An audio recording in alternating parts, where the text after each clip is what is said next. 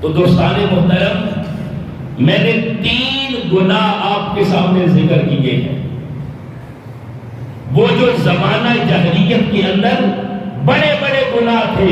جب میرے آقا اسلام تشریف لائے، اس عرب معاشرے سے جو سب سے بڑا گناہ شرک تھا، میرے آقا اسلام نے اس کو ختم کیا۔ وہ لوگ جو بتوں کے آگے جھکتے تھے، بتوں کے سامنے سے ان کی پیشانیوں کو ہٹا کر ایک وحدہ لا شریک کے سامنے جھکانا شروع کر دیا۔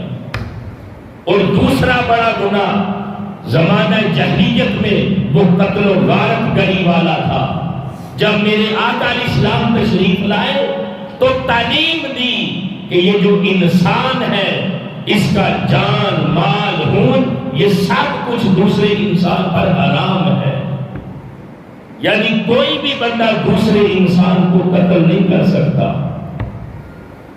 دور جاہلیت کے اندر جو جنگ و جدل تھا، جو چھوٹی چھوٹی باتوں پر لڑائی جھگڑے تھے، ان سب کو ختم کیا ہے۔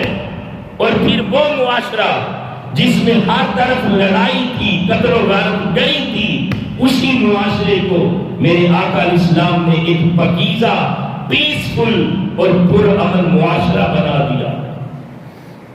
اور پھر تیسرا بڑا گناہ جو تھا، جو بیٹیوں کو باعث عار سمجھتے تھے، زندہ درگو کرتے تھے، میرے آقا اسلام کو تعلیم لائے کہ ماں بہنوں اور بیٹیوں کو میرے محبوب آقا نے عزت عطا کی ہے۔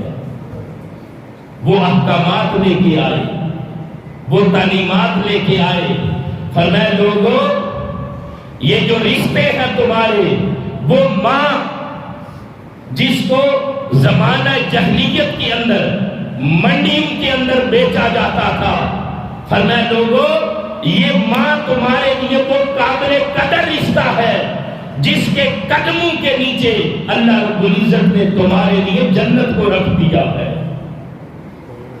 زمانہ جاہلیت میں باپ کو منڈی کے اندر بیچا جاتا تھا، ماں کو منڈی کے اندر بیچا جاتا تھا، بیٹیوں کو زندہ درگو کیا جاتا تھا۔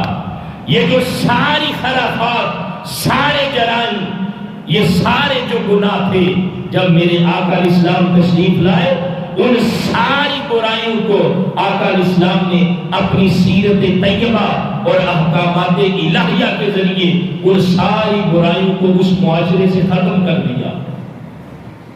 وہ جو زمانہ جاہلیت والا ایک گندا معاشرہ تھا، میرے محبوب آقا نے اپنی سیرت طیبہ کے ذریعے سے اس معاشرے کو ایک پاکیزہ معاشرہ بنا دیا۔